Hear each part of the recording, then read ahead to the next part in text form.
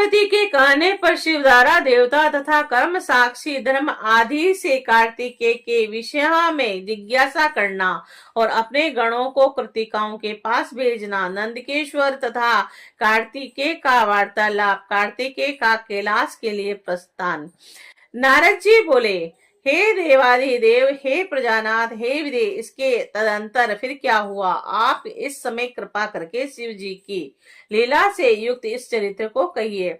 ब्रह्मा जी बोले, हे मुनि, इस प्रकार शिव पुत्र को ग्रहण कर उन्हें अपना पुत्र मानते हुए कृतिकाओं का कुछ काल व्यतीत हो गया, पर पार्वती को यह समाचार ज्ञात न हुआ कि उस समय पार्वती ने मंद मुस्कान युक्त हंसते हुए अपने मुख कमल से देव देवेश्वर स्वामी श्री सदाशिव से कहा। पार्वती बोली, हे देवाधिदेव महादेव, आप मेरे शुभ वचन को सुनिए। मेरे पूर्व जन्म के अत्यंत पुण्य प्रभाव से आप ईश्वर मुझे पति रूप से प्राप्त हुए हैं।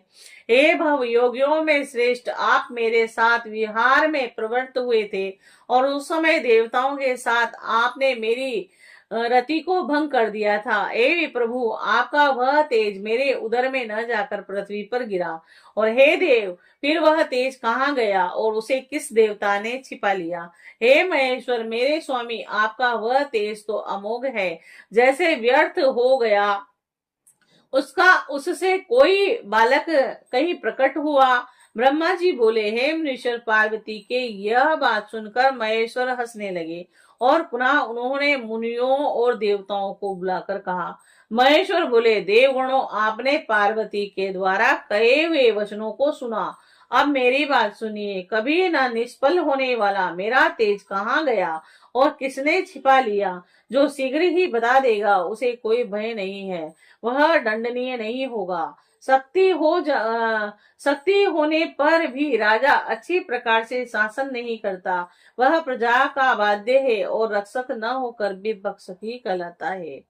ब्रह्मा जी बोले, शिव जी की बात सुनकर देवगण भयभीत हो गए और परस्पर विचार कर शिव जी के आगे क्रमश से कहने लगे। विष्णु जी बोले, सदाशिव, उन्होंने आपके तेज को छिपाया है, वे मिथ्यावादी हो और वह भारत में जन्म लेकर गुरु पत्नी गमन तथा गुरु निंदा के पाप के निरंतर भागी बने। ब्रह्मा जी बोले, जिसने आपके तेज को छिपाया है वह पुण्य क्षेत्र इस भारत में आपकी सेवा तथा पूजा की अधिकारी न हो। लोकपालों ने कहा, जिस पापी ने पतित होने के ब्रह्म से आपके तेज को छिपाया है वह चोरी का पाप भाजन बने और अपने कर्म से सदैव दुख को प्राप्त हुआ करता रहे। देवता बोले, जो मूर्ख प्रतिज्ञा करके अपनी प्रतिज्ञा का परिपालन नहीं करता वह उस प्रतिज्ञा भंग के पाप का भाजन बनता है और वही पाप उसे लगे जिसने आपके तेज को छिपाया है। देव पत्नियां बोली, जो स्त्री अपने स्वामी की निंदा करती और पर पुरुष के साथ संबंध बनाती है वह अपने माता पिता बंधुओं से वीन होकर उस पाप को प्राप्त करे और जिसने आपके तेज को छिपाया है। और ब्रह्मा जी बोले, देवाधिदेव महेश्वर ने देवताओं के वचनों को सुनकर क्रम के साक्षी भूत धर्मादि देवता गणों को भयभीत करते हुए कहा। शिव जी बोले, हे धर्मादि देव गणों, यदि मेरे तेज को देवगणों ने नहीं छिपाया है तो बताओ कि मेरे तेज को किसने छिपाया? मुझ प्रभु महेश्वर का वह तेज तो अमोघ है। आप लोग तो संसार के सभी के कर्म के सतत साक्षी हैं। आप लोगों से कोई बात छिपी नहीं रह सकती, आप उसे जानने तथा कहने में समर्थ हैं। ब्रह्मा जी बोले, वह उस देव सभा में सदा शिव की बात सुनते ही वे धर्म आदि कांप उठे और परस्पर एक दूसरे की ओर देखते हुए उन लोगों ने शिव जी से कहा कि भगवान शंकर का रति काल में भी स्थित रहने वाला तेज कोप के कारण पृथ्वी पर गिरा और वह अमोघ है और यह मुझे अच्छी तरह ज्ञात है। पृथ्वी बोली, मैंने उस असहनीय तेज को धारण करने में अपने को असमर्थ पाकर अग्नि को सौंप दिया और हे ब्राह्मण, आप इसके लिए मुझे अबला को क्षमा करें। अग्नि बोले, हे शंकर, मैं कपोत रूप से आपका तेज धारण करने में असमर्थ था, इसीलिए मैंने उस दुअहस्य तेज को कैलाश पर्वत पर त्याग दिया। पर्वत हिमालय बोले, हे लोक रक्षक परमेश्वर शंकर, आपके उस असहाय तेज को धारण करने में असमर्थ होने के कारण मैंने शीघ्र गंगा जी में फेंक दिया। और गंगा जी बोली, हे लोकपाल शंकर, मैंने भी आपका तेज सहन करने में असमर्थ हो गई। हे नाथ, व्याकुल होकर मैंने उसे सरपत्य के वन में छोड़ दिया।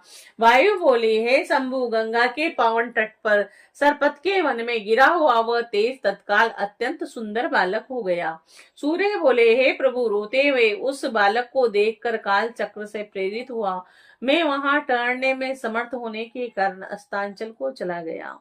चंद्रमा बोले, हे शंकर, रोते हुए बालक को देखकर बद्रिकाश्रम की ओर जाती हुई कृतिकाएं उसे अपने घर ले गई। जल बोला, हे प्रभु, सूर्य के समान प्रभा वाले अत्यंत तेजस्वी आपके रोते हुए बालक को कृतिकाओं ने अपना स्तनपान कराकर बड़ा किया है। संध्या बोली, उन कृतिकाओं ने आपके पुत्र का पालन पोषण करके कौतुक के साथ बड़े प्रेम से उसका नाम कार्तिक रखा। रात्रि बोली, वे कृतिकाएं प्राणों से भी अधिक प्रिय उस बालक को अपने नेत्रों से कभी ओझल नहीं करती हैं, और जो पोषण करने वाला होता है उसी का वह पोष्य पुत्र होता है।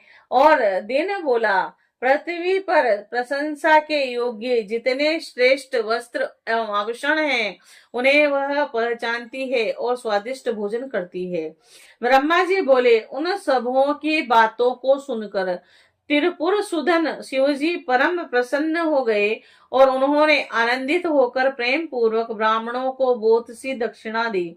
पुत्र का समाचार सुनकर पार्वती अत्यधिक प्रसन्न हुई और उन्होंने ब्राह्मणों को करोड़ों रत्न तथा बहुत सा धन दक्षिणा के रूप में दिया।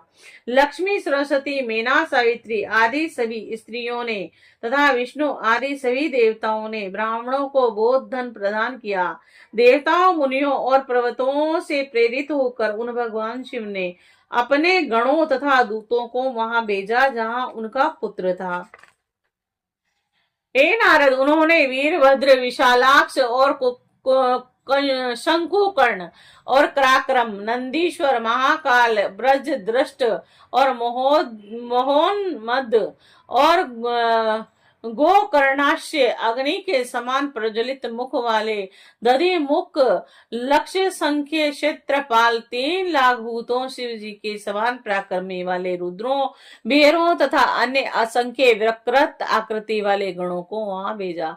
नाना प्रकार के अस्त्र शस्त्रों से सुसज्जित उदत्त उन सभी शिव गणों ने कृतिकाओं के भवन को घेर लिया और उन गणों को देखकर कृतिकाएं भय के मारे व्याकुल हो उठी। तब उन्होंने ब्रह्म तेज से जाज्वल्यमान कार्तिक से कहा, कृतिकाएं बोले, हे वत्स, असंख्य सेनाओं ने हमारे घर को घेर लिया है, क्या करना चाहिए? वहां जाना चाहिए, महाभय उपस्थित हो गया है।